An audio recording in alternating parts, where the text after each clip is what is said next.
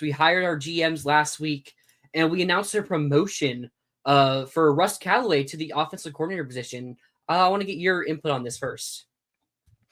I mean, I guess for me to give a full take here, I kind of need some clarity on what this actually means, because Callaway was already listed as co-OC, was given that title heading into 2024.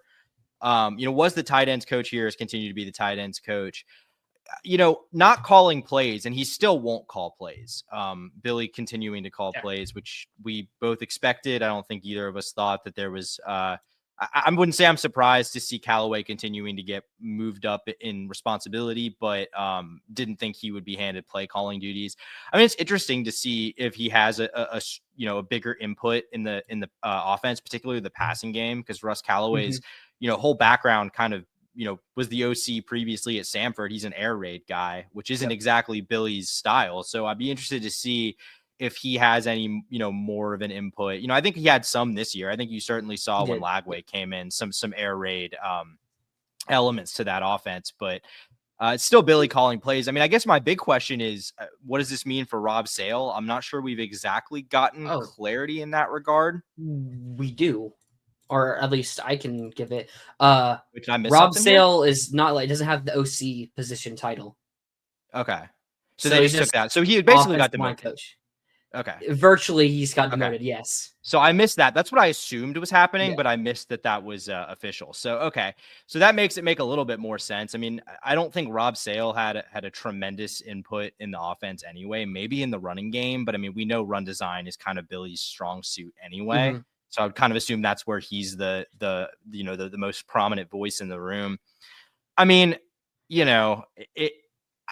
I've made my opinions on this pretty clear in the past on this show. Like, I think Florida should have gone out and hired a true proven play caller to alleviate that responsibility from Billy Napier. I think that's something they may come to regret this season. But Callaway seems like a bright young coach. Like, I don't have issues with him getting more responsibilities on the staff. I guess this doesn't really affect my outlook too much, either one way or the other, I guess, is a long-winded way of saying that. Yeah, so do we still have the rules to where you can only have a certain amount of on-field coaches? No, I'm pretty sure that's gone. I'm pretty sure there's not really limits at this point. Like, analysts can coach on game day on the sideline. So I'm starting to get a little bit confused. Like, why have Russ Callaway as the tight end coach? Because it feels like he's just given that title so that he could be on the field and stuff. So that's kind of where I'm getting confused, because I mean, he's a guy that receives a lot of praise from Billy from his time as the OC with Samford. So a bit confusing why we still have him as the tight end coach when, I mean, that's a room that struggles, that we've seen struggle from. We're hoping to see improvement. We talked about a lot of that last week's show. So, I mean, maybe he is a good tight end coach and just hasn't had the right capacity, with the offensive scheming or with the talent in that room and play calling and QB injuries and stuff like that happening. So, there's some wiggle room for him to still potentially be a good tight end coach. But it seems like Billy's brought him here just to keep promoting him up as an OC. A lot of game planning, getting those set scheduled drives. Like we saw last year, the previous year, Billy's offense was pretty good getting touchdowns and scoring on his first drives. And I mean, it's a thing we saw a little bit less this year, but I think that was with a combination of playing multiple QBs and having offense that was very inconsistent and throughout the year. So that I do, however, know that Russ Callaway did call certain plays. Don't know when, where, how, or what those plays were, but I do know he called some plays, and I would expect him to call more in this coming up year, especially getting that promotion to just OC, not co-OC. I do think Billy does like Russ Callaway and sees a way for Russ to maybe eventually call plays here, unless Russ decides to move on before Billy would even give him the opportunity. But like you said, I also wanted us to hire a play caller.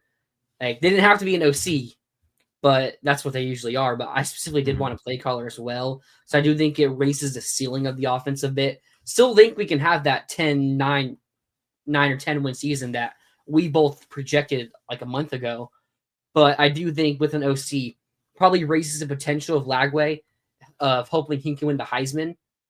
So I do think there's a difference that people like think if the offense needs to be elite and put up 40 points a game for us to be a 10-win team. When I think we saw at the end of the year, this can be an offense that puts up 27, 24 points and have good moments, maybe see a bit more consistency, but still win those games against top 25 and top 10 teams. Yeah. And I mean, I'll say this, like, I think this is a good thing in the sense that, like, I mean, frankly, I don't think Billy Napier is really a great offensive coordinator. Like he's never been anything in his career more than a serviceable offensive coordinator, kind of at his best. So, other voices in the room with other perspectives, like, to me, that's only a good thing.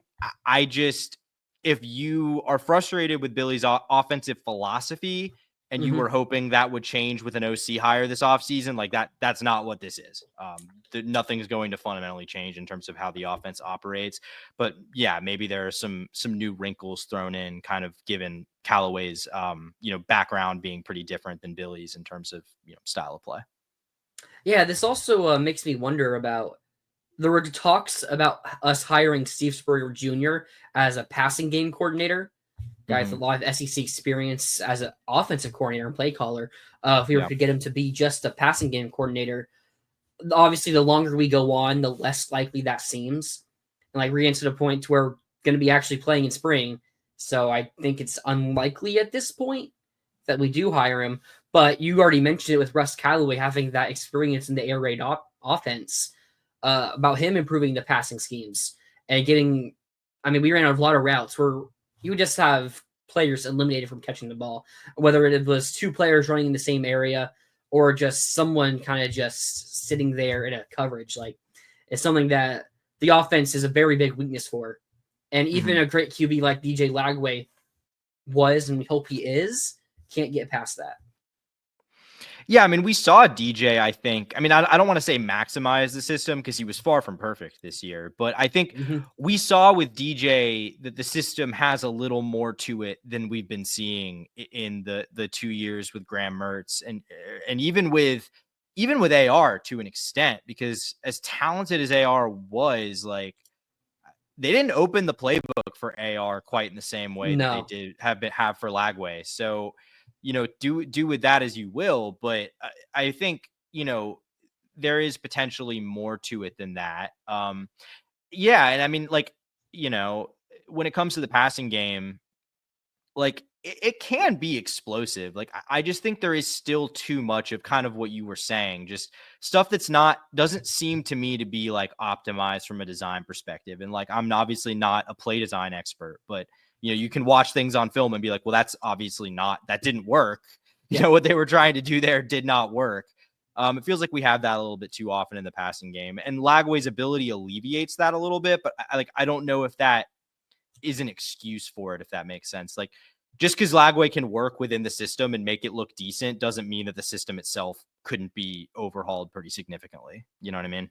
Yeah, for sure. There's just some things Billy likes to control the game at his pace. Yeah.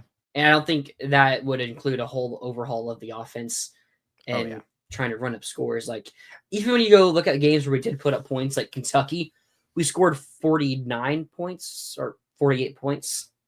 I think 48. A lot of that, it was 48. I think so. Okay. A lot of that was, okay, DJ, when we're up 34-20, where the game's already over, it's like 5 minutes left.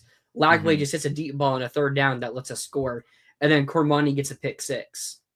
I mean, are you looking at the offense, or are you coming out that Kentucky game any differently if we scored 38 versus how we scored 48?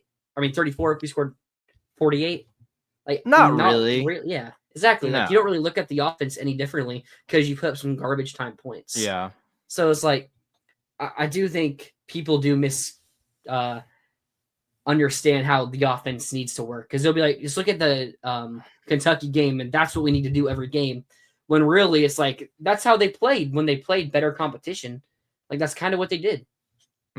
Well, I guess that's true, but I guess my thing is, it's like, that game, like, you were just up big. That was a bad team. You were giving them the business. Kind of the same thing. same thing with UCF. I mean, what was that game like 24-7 at halftime, 24-0 It was at halftime? 21-3, I think, or yeah, Okay. 21-3. Yes, you were up 3 scores at halftime. Like, would I have liked to put the foot on the gas a little bit, given how this team has kind of played in the past? Like, sure, but it was fine in that game because they couldn't do anything on offense. Like, to me, that's a little bit different. Like, I think you run into problems when they played the more talented teams. Like, obviously, in the games with Mertz against, obviously the early games against Miami and Texas A&M. I mean, I think even with Lagway, like, I think the offense left some opportunities on the table in the LSU game.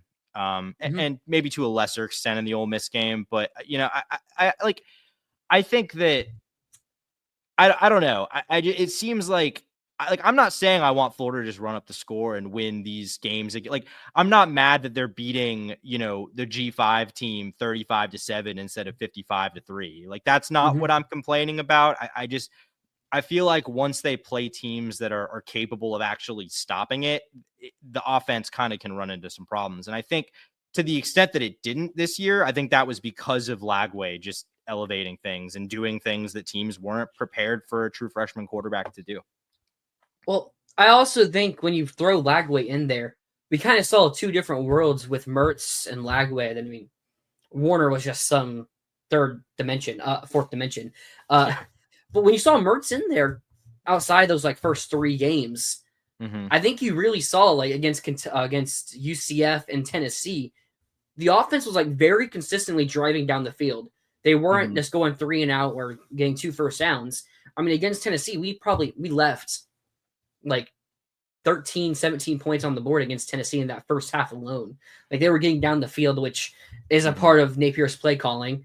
It's also some players making mistakes, like Mertz fumbling the ball in the 1. So that's going to happen in a game. That's going to happen in a game. And then UCF, you already talked about it. We were up 21-3 at halftime. That game's over. We win 24-13. Like, we only got 3 drives in that second half. So we really did run out the clock, and I mean, so did UCF. So I also want an OC because, again, I think it does raise the potential.